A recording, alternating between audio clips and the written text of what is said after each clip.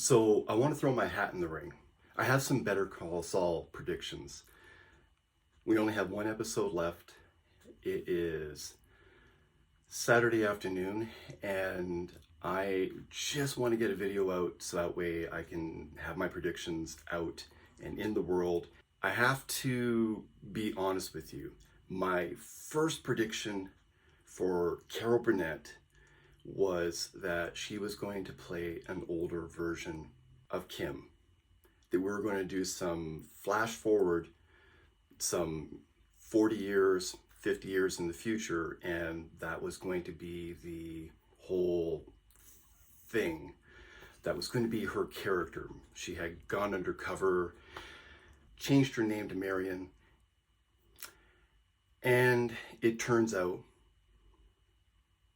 I was wrong. Like really, really wrong.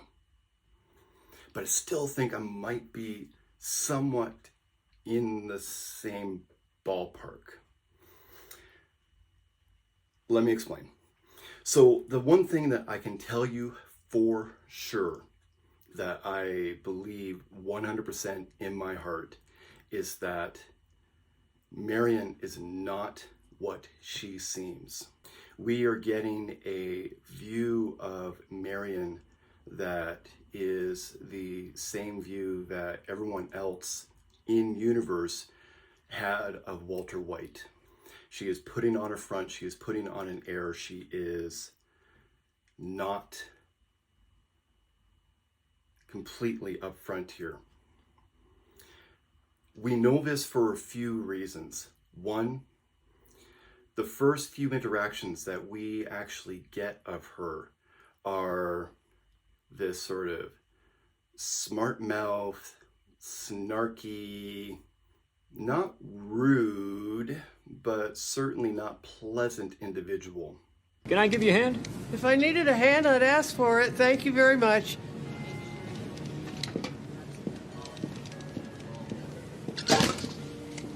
She's just not a really warm, fuzzy individual. I don't know whether or not she's running a scam on him for revenge or to extort him for some money or what. But the woman that we see in the kitchen who sits there and looks to Jeff and goes, "Oh, if he was an axe murderer, he'd already murder us by now." Ha ha. That is not the same woman who was in the freaking grocery store. Hands down, not her. This is why Jeff is acting so weird. And I'm also going to throw in here, I do not believe that Jeff is actually her son. He comes in, he doesn't say a whole lot, then he notices that there's someone here. He says, "Mom," just like he does when he's talking to Gene, aka Jimmy. When he calls Jimmy on the phone, he says, "Dad." I believe this moment with him calling Saul Dad is going to be a bit of a callback. There's another couple of connections that I want to just sort of point out. They're not, I don't know entirely what to make of them, but I just want to just sort of push them forward. I think the most obvious one is the air freshener. We see Kim holding one in court, and we saw it hanging off of the rearview mirror of Jeff. I do not believe this is the same air freshener, but I do believe that it's meant to imply some sort of connective tissue between them. The other little bit of an Easter egg is that there is a 1962 Ford Falcon inside of Marion's garage.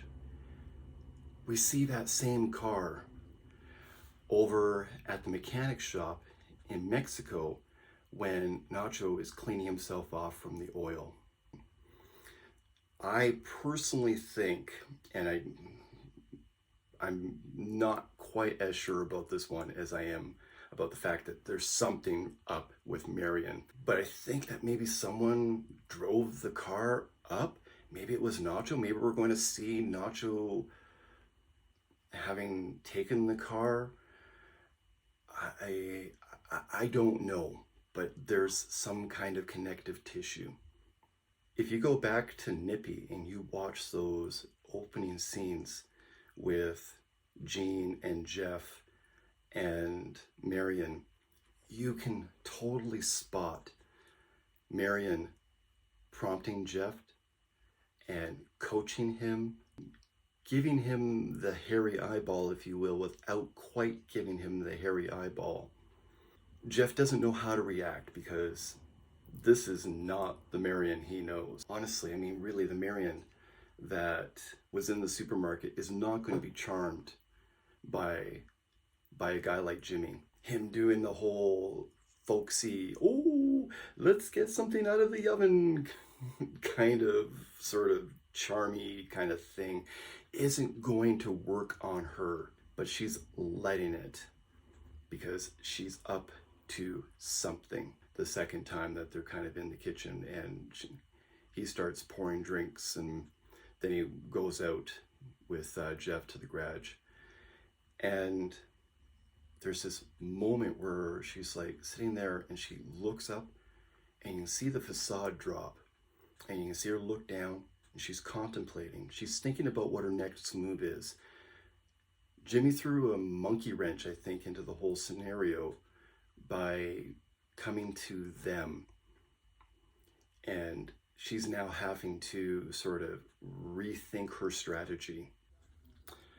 Something else that seemed kind of suspicious to me was when Jimmy called her about the bond that they're going to have to put forth to Jeff, and he tips his hand that he had been to Albuquerque, obviously, when he said that he had never been before. Jimmy had to get dressed, drive over. Marion says she typed in command Albuquerque and it popped right up.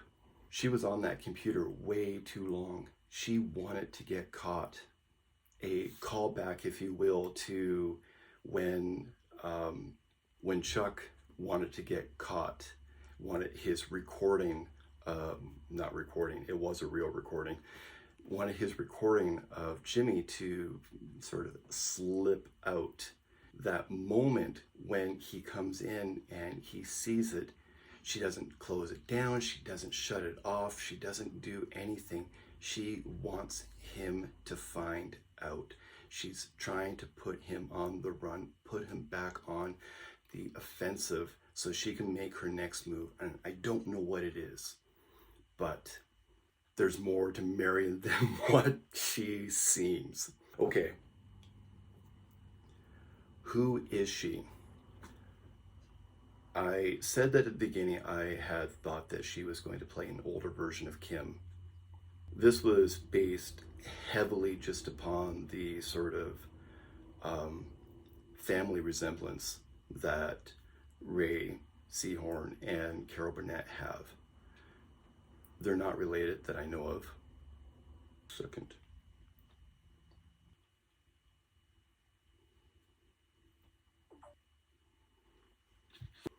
Carol Burnett and Ray Seahorn, not related, but they, in my opinion, share a similar facial structure that you could mistake them for family.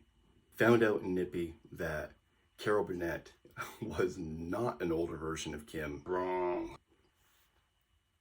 But I think it's Kim's mom. There's a couple of reasons why I'm sort of leaning towards this idea. One, we really haven't fleshed out Kim's mom's story as of yet. It's not necessarily that we haven't fleshed out Kim's mom's story. It's we haven't fleshed out Kim's and Ray's, Kim and Marion's, we don't know that yet either, Kim and her mom's story, that dynamic.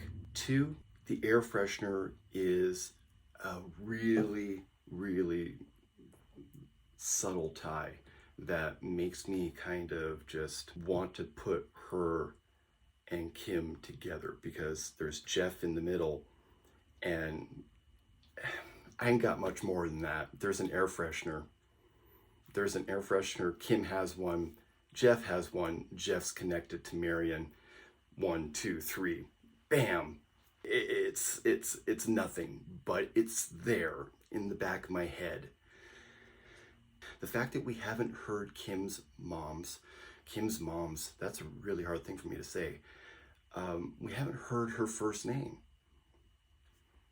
And if we haven't given a first name to Kim's mom as of yet, I have to believe that we're going to get it, and it's going to be Marion. If it's Kim's mom, it could help to explain why Jimmy's being targeted by Marion, because he is. Again, I don't know whether or not this is a revenge story or a greed story or a little from column A, a little from column B. Who knows? So to sum up this whole thing, I have basically 2 major predictions. One, and this one I am 100% positive on, Marion is not what she seems. And 2, I think she might be Kim's mom. I'm about 75% sure on that one. 100% sure that Marion is not. She is doing something. She's up to no good. It might be she's up to some good. Maybe she's on a revenge path. Again, I don't know. The last thing that I just want to point out is that I think one thing that we all seem to be kind of, not all of us, sorry, but a lot of people seem to be missing, is that this is Kim and Jimmy's story.